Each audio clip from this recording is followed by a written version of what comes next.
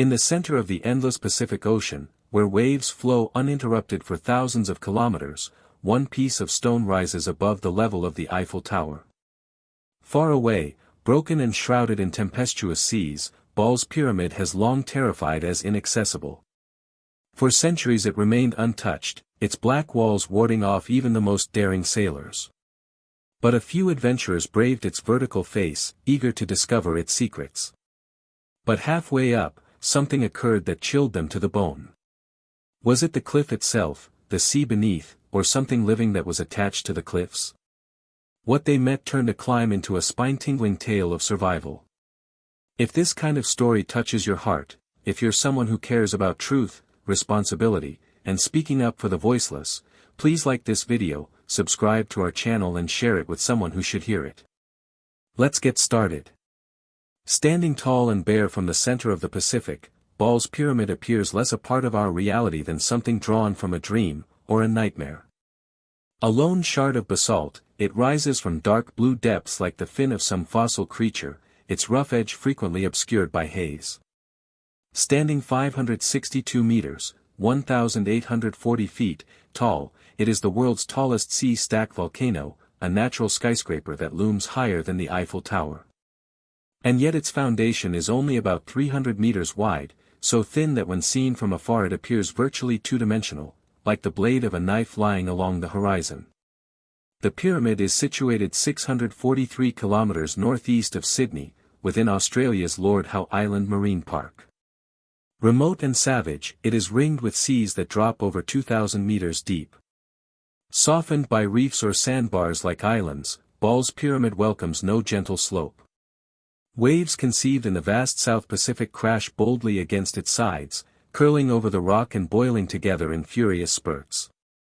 Few boats venture near more than 30 to 50 meters, and even then, commanders anxiously observe as swells risk crashing them against the cliffs. The spire itself is the weathered remains of a shield volcano, ground down by millennia of storms and waves to leave only its basalt core standing.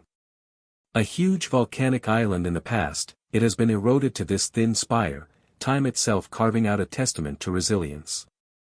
Its cliffs are vertical, its crests shifting and unstable, and its sparse ledges sticky with guano and barnacles. There are no roots of soil, no haven of beaches, only dark walls vertical out of the sea. In 1788, after a voyage to Norfolk Island with convicts, Royal Navy Lieutenant Henry Ligebird Ball was the first European to document its presence. From the deck of his vessel, he saw the peculiar spire and recorded it in his logbook, forever attaching his name to the isolated rock. But Ball made no attempt at landing. One look at its cliffs and the huge waves pounding its flanks was warning enough. Ball's pyramid shrieked that it was unfriendly to men. For almost 100 years, it was left alone, familiar only as a mysterious shape on charts and in the stories of sailors. Legends that circulated about it only made it more mysterious. Sailors testified that waves reached so high that sprays soaked their decks even at hundreds of meters distance. They described seabirds breeding in such quantities that their calls resounded across the water like an angry chorus. Others spoke of strange lights flickering in stormy weather, glittering reflections in the surf that seemed to animate the spire. With no one to contradict or support these stories, Baal's pyramid became a legend, a ghost island on the Pacific horizon. No one dared get close for decades. Then, in 1882, Henry Charles Wilkinson, a geologist with New South Wales Department of Mines, set out to verify the legends. On board the survey ship Comet, he and 4 men paddled a dinghy across screaming swells, counting strokes through vertical walls of water. When they arrived at the cliffs, the rock was impossibly smooth, slicked with spray and barnacles. In desperate leaps, they emerged onto a thin ledge and hauled their dinghy to safety. For the first time in recorded history, human feet were on Baal's pyramid. But victory was brief. In 2 hours, the weather shifted. Winds whipped the ocean into a frenzy, and men struggled to escape, rowing desperately out to open water. Nonetheless, Wilkinson's expedition uncovered something important: Baal's pyramid was more than an oddity. Its samples identified it as the basalt core of a long-lost shield volcano, a geological wonder millions of years old. It was the first break in the pyramid's secret, but its risks left it untouched for decades more. For almost 80 years, no one else dared to tread the spire. Ships passing by wrote of its ghostly outline, the thunder of waves booming like thunder through caverns, seagulls turning and turning overhead. It had become a sign of the unattainable. But by the 20th century, climbing equipment was improving.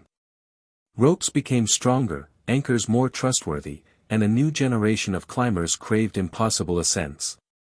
In 1964, Dick Smith, later an Australian household name, led an expedition to try the top. They fought surf to shore, hauled equipment into a narrow sea cave, and set out to climb. But the rock betrayed them, weathered basalt crumbled away, anchors pulled out, and advance crept along at a glacial pace. They slept in soggy caves, waves booming nearby enough to shutter their refuge. Defeated but unbowed, after days of tussle, they withdrew. Their effort established one thing: Ball's Pyramid was not impossible. The next year, in 1965, climber Bryden Allen organized a well-planned team. They ascended with 600 meters of rope, car batteries for radio communication, and the will to advance where others had retreated. Climbing the dangerous southwest ridge, they anchored ropes, edged along knife-edged ridges, and struggled against crumbling rock. On February 14, Valentine's Day, Allen and his team reached the top. For the first time, humans occupied the summit of Ball's Pyramid. The ascent was vicious, the descent worse, but they succeeded. The pyramid had been beaten, but at a dreadful price. The 1965 climb ignited fixation. Climbers returned soon, each chasing new lines. Keith Bell and John Worrell climbed razor-thin West Ridge in 1970, dodging crumbling spires and storms. They made it, furthering the spire's mythology. In 1979, Dick Smith returned again and reached the top, this time implanting a new South Wales Prime Minister's flag, symbolically claiming the pyramid for Australia. But by the 1980s the risks became apparent. The rock was loose, waves cruel, rescues almost impossible. Helicopters were blown aside by ferocious gusts. Boats risked being smashed against the cliffs. The spire was climbed, yes, but at great risk. The New South Wales government prohibited recreational climbing on Ball's Pyramid in 1986. It was the result of both safety and ecological concerns. Scientists were increasingly discovering that the spire's remoteness made it more than a mountaineering feat, it was a sanctuary. Seabirds made their nests on its ledges, vegetation clung to crevices, and delicate ecosystems existed, unvisited by man. Permitted scientists were the only ones allowed to land for years. And then, in 2001, a group of people hunting for evidence of the Lord Howe Island stick insect made an appalling find. Nicknamed the tree lobster, this insect had been officially extinct since the 1920s, decimated on Lord Howe Island by feral rats.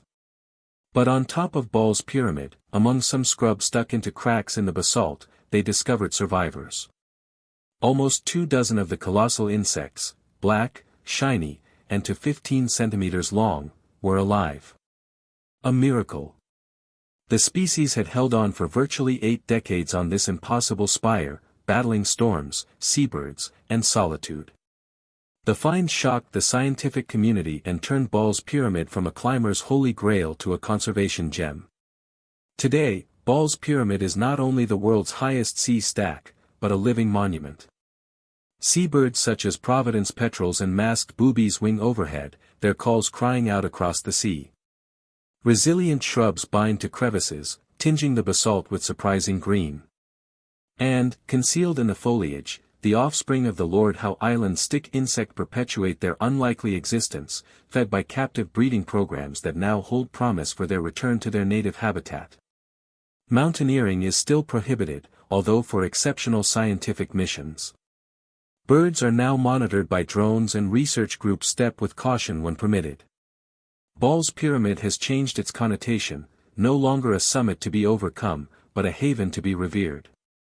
To 18th and 19th century sailors, Ball's Pyramid had been a threat, a shard of stone protruding from the ocean, ringing with sea birds and radiating an otherworldly light in storms. To 20th-century climbers, it was a challenge, a virtual impossibility that tested bravery and technique. Now, in the 21st century, it has become more, a final sanctuary, where life clings on against all odds. Wonder and fear exist alongside one another here. Fear in the crashing seas, the eroded cliffs, the turbulent gusts that preclude rescue. Wonder at the persistence of life, at seagulls breeding where there is no earth, at the miraculous survival of an insect believed to be lost forever. Baal's pyramid is not somewhere to be conquered. It is somewhere to be revered, a natural cathedral where geology meets biology, where survival is the greatest tale. It reminds us that the planet still has secrets, that some locations remain unflagged, and that life can flourish on the most inhospitable corners of the planet. So what did the explorers actually experience halfway up that rugged spire? Fear of the emptiness below, wonder at the infinite blue stretching out in every direction, and the haunting sense that they were ascending not only a rock, but a living testament to perseverance. And that, maybe, is Baal's pyramid's best-kept secret, not survival, but the revelation that some marvels are not to be overcome at all.